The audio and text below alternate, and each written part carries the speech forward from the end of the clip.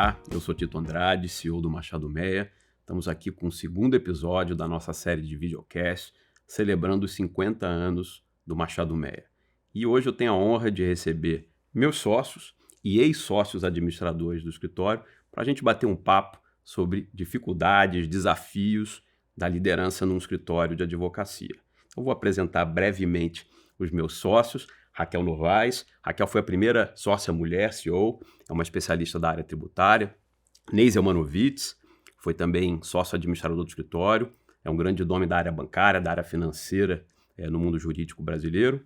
E Celso Costa, também tributarista. Tivemos uma fase longa de tributaristas no escritório, também um grande especialista da área tributária. Eu vou começar pedindo que cada um se apresente um pouco, conte como é que foi a trajetória, o início dele no escritório. E vou começar com você, Raquel. Se você pudesse se apresentar um pouco mais e falar um pouco da sua trajetória, seria ótimo. Obrigada, Tito.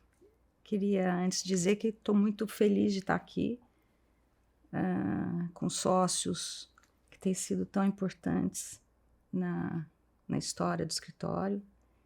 Comecei no escritório em 87.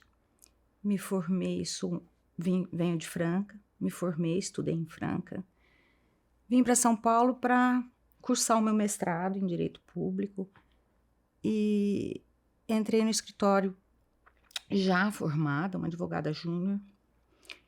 Tive uma circunstância que me obrigou a assumir uma área tributária que depois eu vim a coordenar por 20 anos. Em 1990 fui promovida a sócia. Fomos Renata Guimarães e eu as primeiras sócias do escritório. E aí segui coordenando a área tributária, a equipe cresceu, tivemos bons desafios. Em 2012 eu assumi a liderança, a posição que você tem hoje, fui sócia administradora por 2 anos. E depois retornei à prática, onde estou hoje, como advogada aí na área tributária. Muito bom, obrigado, Raquel. Ney, pudesse falar um pouquinho da tua história no escritório, teu início, como é que você chegou, o que você começou fazendo? Eu entrei no escritório em 86, ainda como estagiário, e era um escritório bem diferente, né, do que é hoje, bem menor, eram acho que 15 advogados no total, e não existia ainda muita diferenciação entre as práticas, né? Eu comecei trabalhando muito em assuntos tributários e logo depois eu acabei indo fazer assuntos tributários mais ligados ao sistema financeiro, a bancos. E aí, algum tempo depois, eu achei que era esse o caminho, então aí eu fiquei só na área bancária, né? Isso foi mais ou menos a partir de, talvez, 1990, 1991, por aí.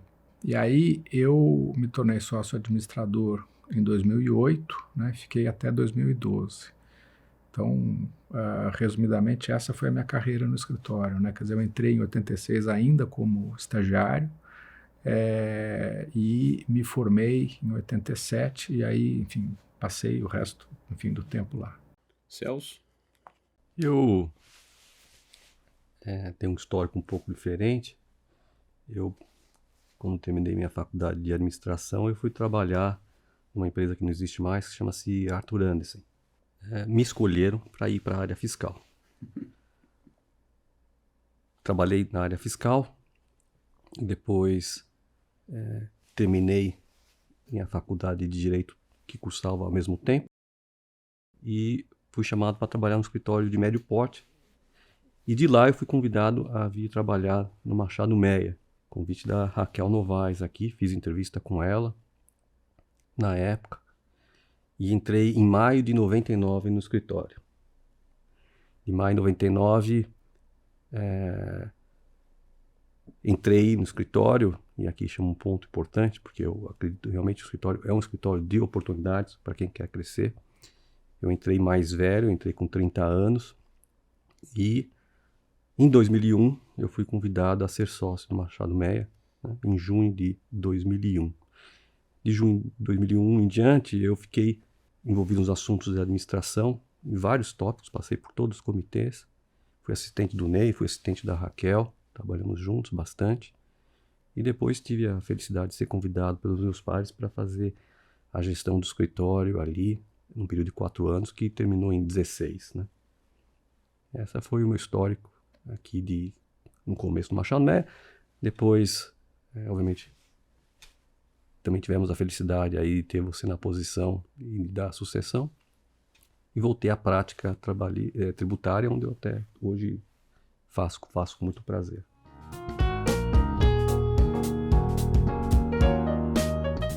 Queria começar agora com os temas mais espinhosos, né? Uma sociedade de pessoas, e talvez olhando um pouco para o nosso escritório, uma estrutura muito horizontal, tem uma série de desafios nessa gestão. Queria entender de vocês, na cabeça de vocês, quais foram os principais desafios, talvez vocês tenham enfrentados, ou como vocês enxergam esses desafios dentro de uma sociedade de pessoas, especialmente olhando, obviamente, para o nosso escritório, que é a nossa experiência. De repente, Celso, começar com você, que você foi o último, a gente... Após a saída dos fundadores da gestão do escritório, nós começamos um processo de profissionalização do escritório, né?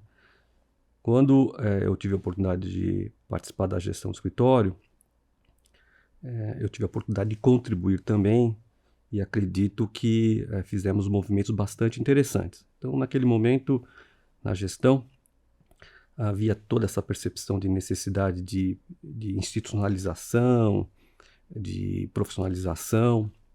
Então nós fizemos um investimento bem grande na ideia do rebranding, da introdução do conceito de cultura, né, que já existia, mas de uma forma já padronizada, vamos dizer assim. Fizemos uma remodelação na área de marketing e comunicação, fizemos uma mudança na governança, fizemos uma mudança na parte de gestão do escritório, porque até então não havia um diretor-geral como nós temos hoje, né? E todos esses movimentos, como também outros que foram feitos, acredito eu, que culminaram uma sequência de etapas que o escritório passou e tinha que passar por um movimento natural, né? E todas elas, em maior ou menor grau, necessárias, e todas elas muito exitosas, né? Caminhando aqui até o momento onde nós estamos. Legal, muito bom. Cada um botando um tijolinho, né? Cada um botando um tijolinho. É isso. Raquel, você quer dar sua visão um pouco sobre dificuldade, gestão, né, de gente, de pessoas, de uma sociedade nova, uma sociedade de gente, de pessoas, acima de tudo, né? E muito horizontal, né? Exato. Eu acho que o grande desafio é manter as pessoas engajadas e entusiasmadas com uma construção que seja bem direcionada, né? Eu recebi o bastão do Ney, que tinha feito lá uma transição tranquila entre os fundadores e depois nós, não fundadores na administração do escritório, com alguns desafios eu recebi de dar alguns passos na revisão da nossa governança, com vistas a esse processo de institucionalização, falar palavras relacionadas à estratégia e dar os primeiros passos para esse movimento, né? Eu acho que eu tive uma felicidade de plantar algumas sementes, obviamente com os aliados, né, que nós tínhamos na época todos, e o terreno era fértil, plantar algumas sementes relacionadas ao tema da diversidade, que eu acho que hoje é visto com mais tranquilidade. O tema da diversidade é um valor estruturante de qualquer instituição hoje, não há, especialmente, né, que lide com pessoas. Então, esses foram os meus principais desafios: profissionalizar contratação, né?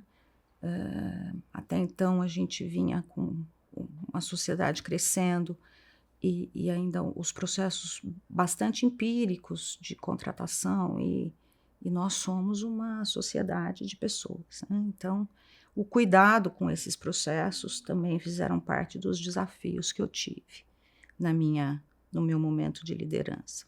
E eu acho que é isso: trabalhar com pessoas é mantê-las engajadas, incentivadas, estimuladas. Hoje se fala muito em propósito. o valor do propósito. Essa geração hoje é muito madura, muito inteligente, muito... Não que a nossa não fosse, mas hoje são... Hoje eu acho que é uma evolução da nossa geração, essa geração que está aí, que fala em propósito com muita tranquilidade. Nós precisamos entender tudo isso, porque a continuidade de uma empresa como a nossa depende de entender as gerações, porque as pessoas mudam, as gerações mudam e nós só continuamos bem se entendermos os valores das gerações, né? Então, acho que esse é o desafio. Ney, você, como é que você enxerga um pouco essa questão do desafio, os desafios, né, da liderança no nosso ambiente, né? Eu fui para o cargo de CEO, eu era o primeiro, né, a ser testado ali, e no momento em que a gente estava, né, deixando de ser, começando a gente estava dando os primeiros passos para deixar de ser uma sociedade de dono para ser uma instituição, né? E a minha experiência, e provavelmente a da Raquel, né, que é de um escritório bem menor e de uma outra realidade, eu ficava apavorado com a possibilidade de ter uma rebelião, enfim, gente saindo, o escritório, né, se desintegrando e tal, dizendo, isso aqui não pode acontecer comigo, né? Quer dizer, era uma preocupação quase que diária, né? Eu me lembro que, não sei se vocês sabem, a Raquel com certeza, mas durante alguns anos o Dr. Meyer foi secretário aqui no estado de São Paulo. Ele foi, acho que Justiça e Segurança Pública. Depois Segurança Pública. E um dia, enfim, ele estava falando sobre, né, a vida dele e tal, ele comentou que ele dormia todo dia rezando para que não tivesse uma rebelião em presídio, entendeu? Porque era um negócio assim... eu também, quer dizer, de certa forma, eu já tinha passado ali por várias saídas de sócios, né? E você imaginar, quer dizer, num escritório de 15, 20 advogados, que era o que a gente teve aí ao longo de vários anos, qualquer 2 ou 3 saindo já fazia uma diferença, quer dizer, não era um negócio suave, tinha sempre um desconforto ali. E embora já em 2008 a realidade fosse diferente, né? Tinha sempre ali um desafio de manter todo mundo feliz, né? Principalmente os sócios, né? Então, acho que ao longo desses 4 anos que eu fiquei à frente da sociedade, um pouco da ideia foi isso, né? Quer dizer, foi dizer, olha, agora a gente tem condição de tocar isso aqui sozinhos, não precisamos mais, enfim, podemos ter aqui uma instituição mais forte, sem depender de um e de outro. E acho que no longo prazo isso se provou verdadeiro. Então eu fico muito feliz aí pelo esforço que todos fizeram, né? Porque não é fácil, mas acabamos atravessando esse período e hoje, quer dizer, o Machado Meyer é um dos poucos escritórios que conseguiu fazer essa transição para a segunda geração, né? Daqui a pouco estamos indo para a terceira, quer dizer, não é um negócio óbvio, não é um negócio fácil, muitos escritórios ficam pelo caminho. Então, acho que a gente tem que ter muito orgulho disso que foi feito, porque é um trabalho realmente coletivo, né?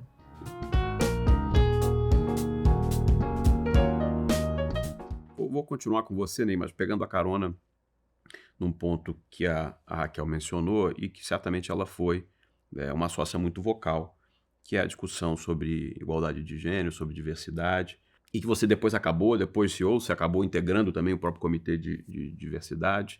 Como é que você enxerga hoje já, vamos dizer, já tendo sido CEO, tendo integrado o comitê, então estando num outro momento, né, profissional, de vida, como é que você enxerga a questão de diversidade no escritório? Como é que você acha que a gente caminhou? Como é que você vê os desafios? Fala um pouco eu vou perguntar isso para todo mundo aqui, mas vou concluir com a Raquel, porque ela que puxou o assunto, vou começar com você, depois vou passar para o Salsinho. Se eu não estou enganado, a Raquel deu início a esse assunto com o Comitê de Mulheres, né? Acho que Mulheres Machado Meyer, não sei que foi a criação Machado ali do Meyer, 3A. Né? E aí, em algum momento, houve, enfim, uma percepção de que a gente tinha que dar um passo além e falar mais sobre diversidade, né? E eu estava no comitê nesse momento e acabei convidando mais 2 sócias, a Roberta e a Maria Flávia, para a gente pensar um pouco sobre, né, como é que a gente faria isso, né? E aí, bom, a gente não entende muito desse assunto, porque, enfim, nós estamos um pouco distantes disso no nosso dia a dia. Então, nós fomos buscar algumas pessoas dentro do escritório, né? Começamos um diálogo com elas, enfim, para tentar, de alguma maneira, implementar um comitê de diversidade, tentar entender quais eram as pautas, como é que fazia para chamar as pessoas. Isso terminou com um evento lá no escritório, lançamos o Comitê de Diversidade e acho que a iniciativa foi ótima, porque a partir daí a gente vê que várias pessoas que, enfim, a gente nem sabia muito bem, né, quer dizer, não tinha muita ideia, porque também você encontra pessoas, às vezes, no escritório, não sabe se são casados, se são solteiros, o que fazem da vida, e eu acho que ficou um ambiente mais leve. No fundo, eu acho que a grande lição que fica é a seguinte: um movimento como esse, acho que cria um ambiente melhor para todo mundo. Então, eu fiquei muito feliz com essa iniciativa, acho que ajudou bastante. Celso, comentar alguma coisa? Eu sempre tive assentado para mim que diferenciar as pessoas por suas opções, gêneros, não fazia nenhum sentido, né? Reforçando as medidas aí para que essas ideias pudessem ser dissipadas, né? Ideias que gerassem preconceitos. E que o Machado Meia pudesse ser efetivamente um lugar meritocrático, onde as pessoas pudessem crescer, desenvolver todo o seu potencial, e até, de uma certa forma, com um pensamento muito objetivo, no sentido de que, na medida em que o Machado Meia pudesse desenvolver esses profissionais e tivesse os melhores profissionais, com certeza nós formaríamos cada vez um escritório mais forte e mais solidificado no mercado nacional. Então, o tema da diversidade, ele é prioritário, né? Foi muito bem conduzido pelos meus colegas, continuou na nossa gestão depois e continua sendo. E como deve ser tratado e com seriedade. Raquel, de novo, como eu falei, você tem o simbolismo de você ter sido a primeira mulher CEO, provavelmente dos grandes escritórios, uma das primeiras, se não a primeira. Você foi muito vocal nessa pauta, né? Sem dúvida foi, eu olhando aqui, né, como sócio à época, percebia a relevância que a administração dava para esse assunto, o que é importante, né, ver que é alguma coisa realmente da alta gestão do escritório, que não é um interesse de um ou de outro, mas sim um envolvimento do escritório como um todo. E aí talvez olhando não só para o escritório, mas aí olhando você que é uma pessoa que continuou envolvida no tema de diversidade, mesmo quando você saiu da administração mais direta do escritório. Como é que você vê um pouco o mundo jurídico hoje em relação ao tema diversidade? Evoluímos pouco, tem muito caminho ainda para percorrer. Dá a sua leitura um pouco a respeito do tema diversidade hoje no Brasil, no mercado jurídico. Eu acho que o tema tem evoluído muito, né? No escritório, realmente é isso que aconteceu. Na minha gestão, nós plantamos a semente do que seria um tema de diversidade mais amplo, né, com o pilar gênero, que hoje é um dos pilares do Comitê de Diversidade. Mas eu tinha muito claro para mim que o tema diversidade, na minha época tratada, o pilar gênero, era uma pauta realmente do CEO, como é sua, Tito.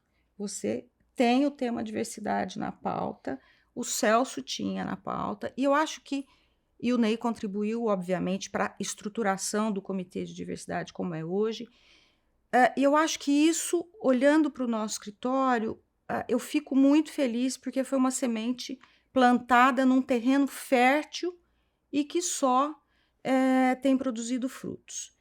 O ambiente, a diversidade, ela é hoje, como eu a vejo, né, um elemento estruturante em qualquer instituição que queira ter inovação. As ideias que você tem são produto das experiências que você vive. Quanto mais experiências vividas, quanto mais backgrounds vividos numa instituição, mais chance de ideias diferentes, ideias que inovem, ideias que tirem aquela instituição do seu caminhar normal, né? No ambiente jurídico, eu acho que nós fomos benchmarking para o mercado. No programa que fizemos, acho que o mercado vem evoluindo. com todos os pilares. Eu acho que tratar disso é visto hoje no mercado jurídico como uma coisa importante. Tratar a diversidade racial.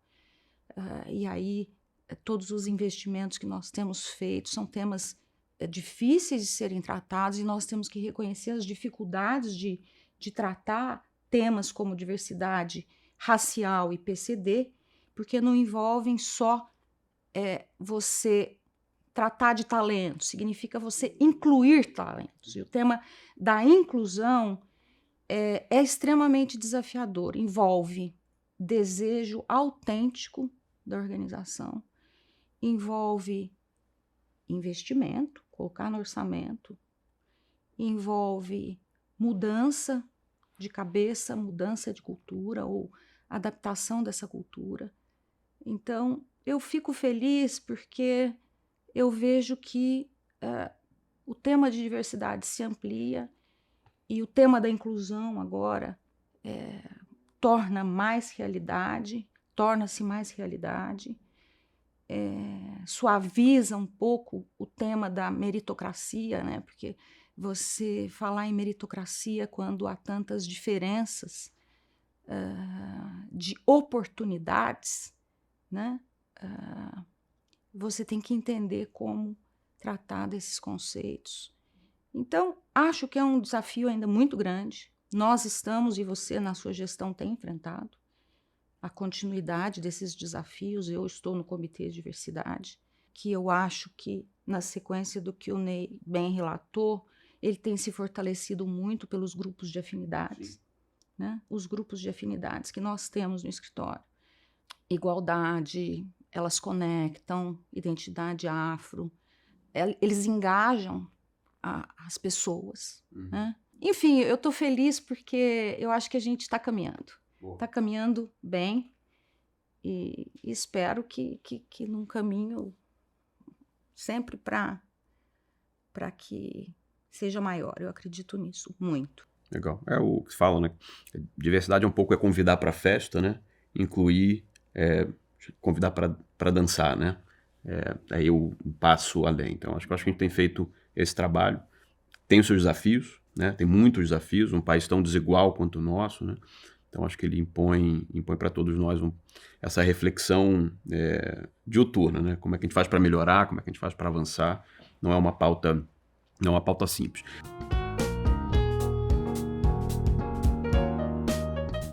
Acho que um ponto também de curiosidade para todo mundo é saber como é que vocês conciliam a vida privada, a família, com seus hobbies e a administração do escritório, que a gente sabe é muito demandante. Raquel, queria ouvir um pouco você, como é que foi esse período, como é que você conseguiu equilibrar, como é que você conseguiu conciliar, você tinha alguma dica, alguma coisa para você fazer e manter também a sanidade mental junto com a gestão do escritório? Eu acho que eu desenvolvi uma grande habilidade de pedir perdão pelas falhas na minha casa. Era realmente conciliar a minha casa. Minhas filhas já estavam mais crescidas, né? Mas mesmo assim, obviamente não dá para fazer tudo. O dia só tem 24 horas. Eu acordava 2 horas mais cedo. Adorei passar logo o bastão para o Celso, porque pude voltar a acordar às 7 horas normalmente.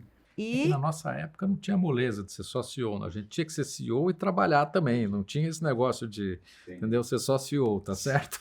Boa, primeira canelada. O que é muito bom. Agora a gente está numa fase mais descontraída da entrevista, então pode. Não, o que é muito bom, porque você na verdade está CEO, né?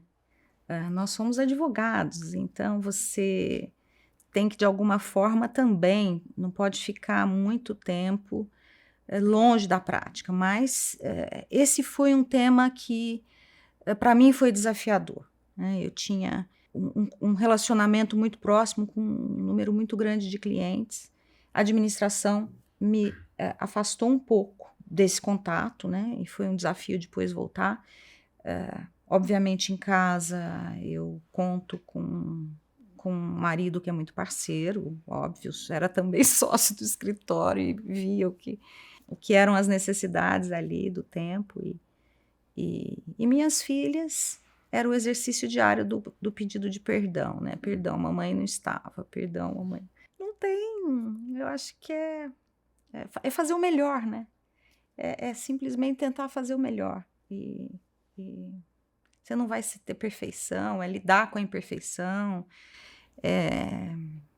lidar com seus erros e falhas, porque a chance delas acontecerem assumindo tantas funções são grandes, né? E normalmente elas são destinadas a quem o pedido de perdão é normalmente aceito com mais facilidade, né? Boa. Ney, e você ali, como é que você equilibrava os pratinhos ali? É um pouco isso que a Raquel disse, Tito. Eu acho que tem horas na vida em que algum pratinho vai cair, não tem jeito, né? Mas acho que também o que me ajudou foi aprender a dizer certos nãos, né? Tem horas na vida em que você não precisa ficar até 10 horas da noite no escritório. Você pode ir embora às 7, jantar com a sua família, voltar no dia seguinte mais cedo e fazer o trabalho, né?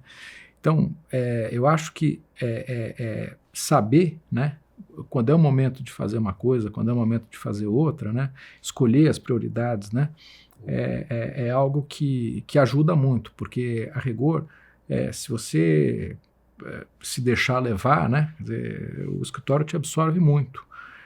Sempre tem coisa para fazer, enfim, sempre tem alguém demandando, e se você não cuidar também, né, do lado pessoal, é um pouco aquilo que eu estava falando antes da história dos soft skills e tal. Se você achar que isso é menos importante, uma hora a conta vai chegar, né? De diversas formas, né? Sua saúde, enfim, sua vida familiar, enfim, tudo, né? Então, eu acho que à medida que a gente amadurece no escritório, a gente tem a oportunidade também de ir melhorando nesses aspectos, né? Vão ficar algumas promissórias aí vencidas e tal, mas nada que também incomode tanto, né? E você, Celso, qual era a sua fórmula de sucesso para o equilíbrio aí? Olha, os dias de semana sempre foram bastante intensos, né? Mas eu sou uma pessoa muito familiar. Eu tenho a capacidade de, ao sair do escritório, especialmente nos fins de semana, desconectar. Eu realmente não fico tenso, preocupado com as pendências. Essa técnica, obviamente, fui desenvolvendo ao longo do tempo, ela foi aprimorando. E também, aqui tem que fazer uma declaração pública, né? Eu tenho uma pessoa muito importante na minha vida, que é a Raquel, né? Chará da minha colega Raquel, minha esposa, que eu conheci no Machado Meia. Então, não só eu tenho um agradecimento profissional à carreira que fiz no Machado Meia, mas também tenho um agradecimento ao Machado Meia por outros motivos. Aliás, os três aqui, porque eu também tenho. É verdade, você também. É verdade. Nós achamos o equilíbrio dentro do Machado Meia. É uma pessoa que sofreu como nós, entendeu? Então ela vai entender. Entendi. E a Raquel, ela realmente faz as coisas acontecerem, ela é excepcional, né? Então, eu tenho esse lado familiar bem forte, tenho 3 filhos, uma menina Luísa, de 14, eu tenho também o João, de 12, e tenho o Pedro, de 8. E em casa, eu volto para eles, fico com eles, fim de semana também, procuro viajar. Então, o equilíbrio que eu encontro é exercendo e procurando fazer esse desligamento, né? E voltando para a família. E aquilo que eu não consigo fazer na semana, eu tenho a graça de ter uma pessoa espetacular ao meu lado, que é a Raquel, que me ajuda e faz as coisas acontecerem.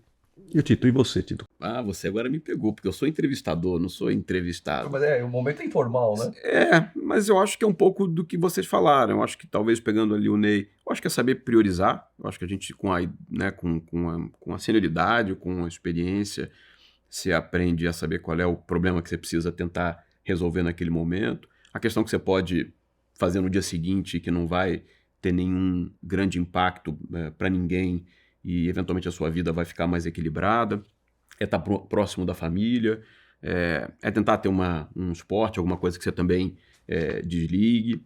Eu acho que são esses servem, funcionam funcionam para mim. Mas eu acho que isso também é um desafio contínuo, né? Eu acho que o escritório também é muito grande, o escritório cresceu muito, tem muita coisa acontecendo o tempo inteiro, acho que não só na linha dos clientes, mas na linha administrativa em si. Então, eu acho que mais do que nunca saber priorizar, saber aquilo que a gente vai colocar a nossa melhor energia é fundamental para a gente conseguir ter algum equilíbrio. Mas não é fácil. Mas eu, de novo, comungando com vocês, realmente não é fácil. A gente é chamado, é demandado institucionalmente, é demandado para clientes. Então, eu acho que tem um baita desafio mesmo que todos nós aqui precisamos tentar.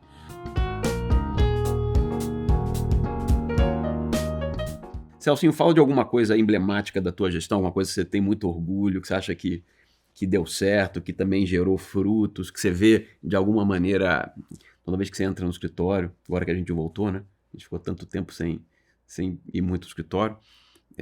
Alguma coisa que você sinta ali, que tem tem seu dedo ali no negócio. Eu sou primeiramente agradecido ter a oportunidade de ter participado de forma ativa na gestão do escritório, né? É uma oportunidade que me foi dada, com muita responsabilidade, como o Ney falou, muitas preocupações, mas se fosse para selecionar os itens, né, atitudes que estiveram na minha gestão ali, que puderam contribuir, eu acho que nós demos um passo bem grande aí na institucionalização. A introdução do rebranding, com a cristalização da cultura, onde a coletividade Machado Meia selecionou e optou por aquilo que ela queria seguir.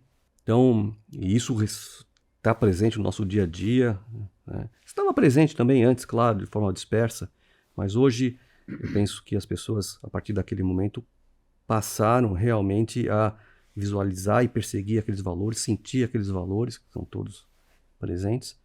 Então eu fico muito contente de ter podido ter participado desse momento, né? E vejo hoje isso espalhado no Machado Meia, nas cores, na forma de pensar, de agir. Então, se fosse para optar por algo, seria essa institucionalização cultural de valores. E eu gostei muito do amarelo. Quero dizer que quando eu era criança, pequenininha, sempre minha cor favorita foi o amarelo. E eu dizia, quero quando crescer ter uma casa que eu vou pintar de amarelo. Minha casa é pintada de amarelo. Aí depois, para minha alegria, o escritório é todo pintado de amarelo. Temos bons amarelos lá, é verdade. É legal. Ney, e você? O que você, quando você olha de novo, a Raquel falou um pouco, eu não estou querendo obviamente influenciar, um pouco desse período de transição, né, de uma mudança geracional, que é um negócio, como você disse, muito relevante, muitos escritórios, muitas sociedades de pessoas ficam pelo caminho nesse processo, né? Você foi o primeiro CEO que não era um fundador, já era um sócio há muitos anos, um sócio muito experiente, muito reconhecido no mercado, mas não era um fundador, como nenhum de nós aqui.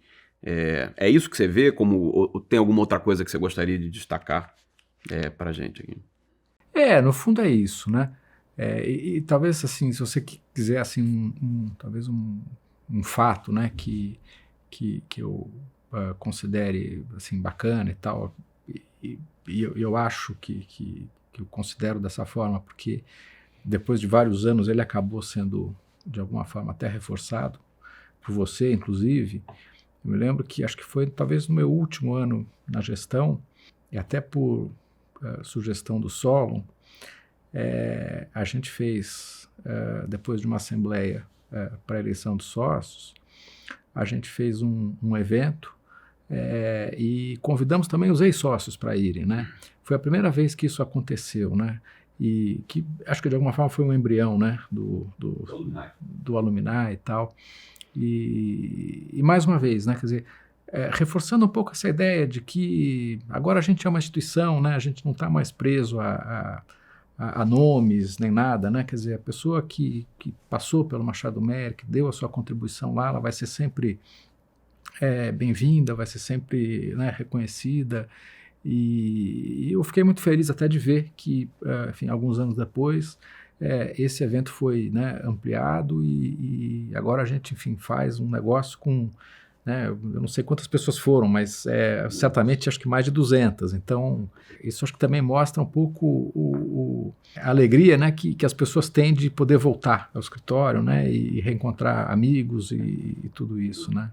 Legal, inclusive o programa chama Sempre Machado Meia. É o nome, né, do nosso programa Luminar, que, aliás, um pequeno spoiler, dentro das celebrações dos 50 anos, a gente vai ter uma comemoração especial com os aluminais esse legal. ano ainda. Então, vamos poder reencontrar todo esse pessoal aí, como você bem lembrou.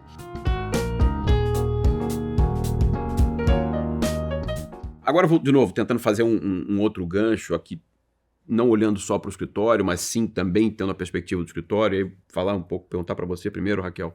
A gente tem um desafio geracional, talvez, hoje, e aí, de novo, não é só o Machado Meia, né? Especialistas de trabalho falam que essa geração vai ter 3, 4 ciclos profissionais.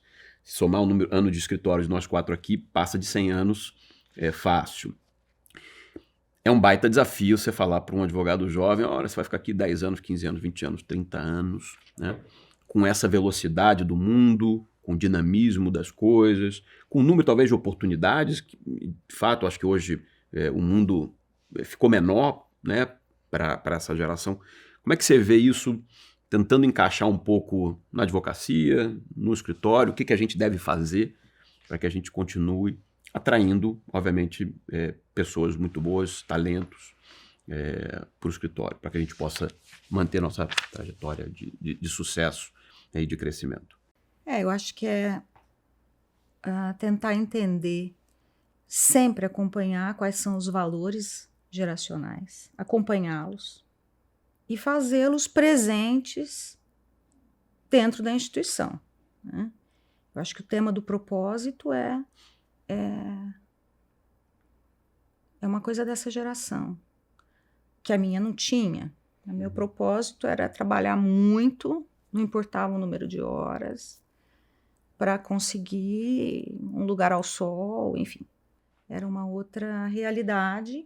Hoje, não. Essa geração escolhe um ambiente, por exemplo, outro dia numa contratação que nós estávamos fazendo no nosso setor, a advogada diz, eu quero trabalhar aqui porque ele é um escritório family friendly. E eu tenho um filho com desafios, com um filho. Então, eu quero um ambiente que me entenda as minhas questões e que respeite isso, né? Essa geração tem outras demandas mais humanas, mais... não que nossa não fosse, mas... eu acho que é uma geração mais evoluída e as gerações vão evoluindo. Eu acredito muito que o ser humano vai só ficando melhor. Eu sou uma otimista.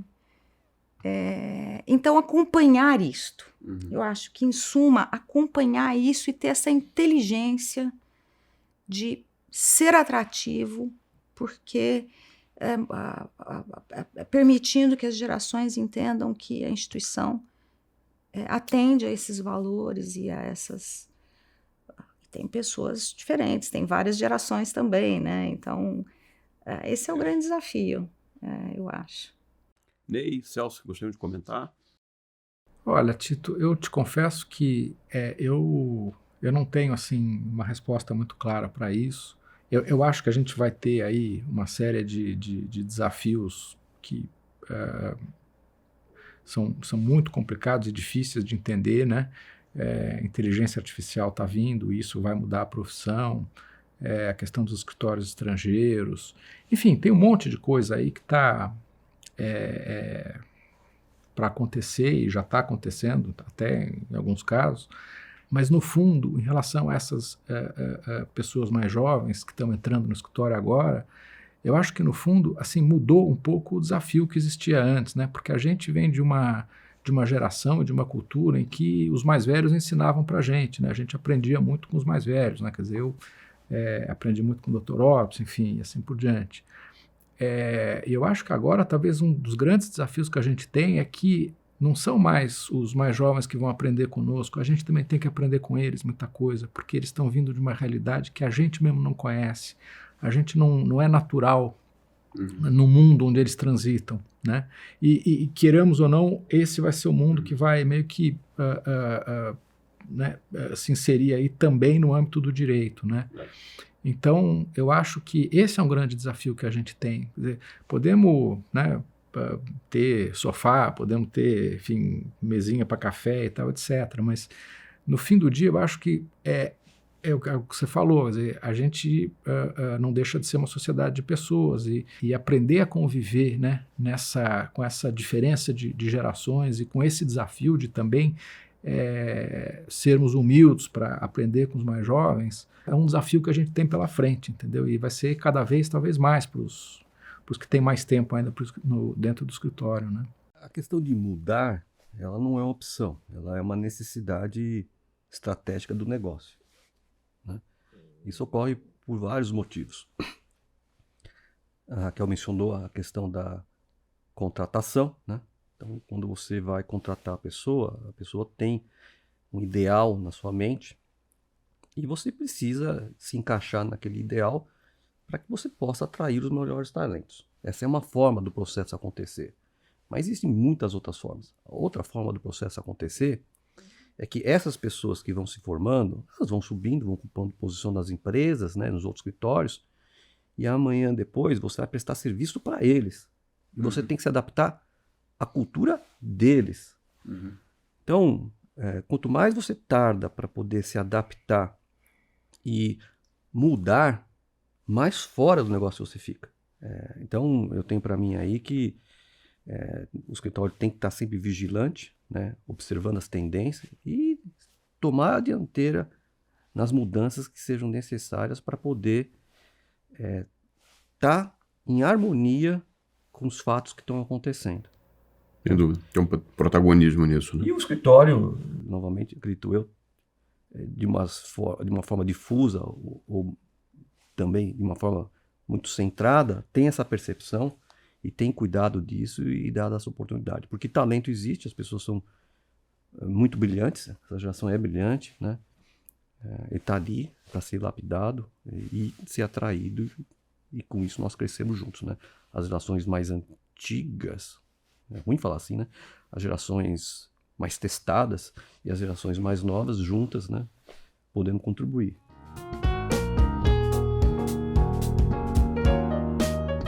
Ficando ainda na geração e começando aqui já para um fechamento, vocês são advogados, três de muito sucesso, muito reconhecidos no mercado, foram gestores do escritório, inspiram muita gente. Que dica que vocês dariam aí para um advogado, para um jovem advogado ou para alguém que esteja estudando direito? Olhando o passado, e se eu tivesse a possibilidade de optar um lugar para trabalhar, eu teria, talvez, dirigindo minha carreira mais cedo para o Machado Meia. Eu acho que o Machado Meia é um lugar de oportunidades, né, para quem quer crescer, né? Obviamente que tem muito esforço, muita dedicação, muita integridade, muita ética. É um lugar onde as pessoas, tendo a percepção, e eu acho que agradecimento faz parte disso, né, de estar nessa situação, de estar num ambiente que tem toda essa riqueza. É um lugar muito bom para se desenvolver e crescer. Por vezes as pessoas não viram sócios do Machado Meia, mas não quer dizer que o seu crescimento dentro da sociedade não tenha sido exitoso, né? Quantos e quantos colegas nós vemos que por motivos diversos saíram do Machado Meia e estão extremamente bem, né, nos mais diversos lugares, né? Que é tudo fruto desse ambiente que todos nós contribuímos mais ou menos para estarmos e formarmos. Raquel, você, para um advogado, e não necessariamente um advogado que esteja, um estudante que esteja no escritório, até porque esse nosso videocast aqui vai estar aberto para todo mundo. Então, que dica que você daria? Isso você avisa ela, então. Que dica que você daria? Eu acho que, primeiro, lembrar que nós somos advogados e advogadas, né? Então, nós temos um papel ali que é atender ao cliente, aos temas dele, aos desafios que ele enfrenta na sua vida profissional, na sua atividade profissional, na sua vida pessoal. Então, a acompanhar esse cliente, entender esse cliente, estar ao lado desse cliente e, sobretudo, acompanhar a evolução e os desafios que ele enfrenta na vida dele é essencial para que a gente possa estar ao lado dele, né? Prestando a ele um serviço, que é o que nós fazemos. E estudando muito. Eu acho que ninguém pode esquecer que nós somos advogados e advogadas. Temos que saber direito. Direito mesmo, né? Não é só saber direito. É conhecer as bases da profissão, conhecer, mas acompanhar o cliente e se engajar na atividade dele para que a gente... Isso eu acho que é a receita para a vida inteira. Qualquer geração vai ter um advogado prestando um serviço para o cliente. Enquanto existir advocacia, essa relação vai existir e nós seremos úteis na medida em que consigamos fazer isso. Então, é um pouco mudando os meios, contando com a tecnologia, acompanhando os novos ramos do direito, mas, em suma, é fazer um pouco do que nós já fazemos, que eu acho que é um pouco o nosso sucesso, é conhecer o cliente, seguir o cliente nas suas necessidades, estudar direito e ter compromisso com ele. Ney, você, que dica que você daria aí para os jovens? Eu concordo com tudo que o Celso e a Raquel falaram. Sem dúvida alguma, né, preparo, trabalho, tudo isso é importante, mas eu só queria também lembrar aqui que acho que talvez para você ter mais longevidade e talvez mais sucesso, tem um aspecto muito importante que são os soft skills, né? Às vezes na vida a pessoa é brilhante, enfim, conhece muito do assunto, mas diante da diversidade, né, a pessoa desmonta, né? Então, eu acho que principalmente hoje em dia, né, que a gente vê muito, né, caso de burnout e coisas do gênero, eu acho que as pessoas cuidarem também desse outro aspecto da vida, né, e tentar ter, enfim, achar, né, um balanceamento, né, saudável das coisas, é algo que no longo prazo vai fazer a diferença e é muito importante, né? Muito bom, acho que com isso a gente conclui nosso segundo episódio. Acho que para mim aqui é um grande orgulho ter participado dessa conversa com meus 3 sócios, pessoas espetaculares, foram grandes administradores do escritório, e eu acho que, como eu coloquei, cada um colocou um tijolinho, e eu acho que esse é o processo, e de novo, como a gente estava falando no outro episódio, é ter certeza que o próximo vai ser ainda melhor e que a gente vai continuar nesse processo contínuo de sucesso, numa trajetória de melhoria sempre.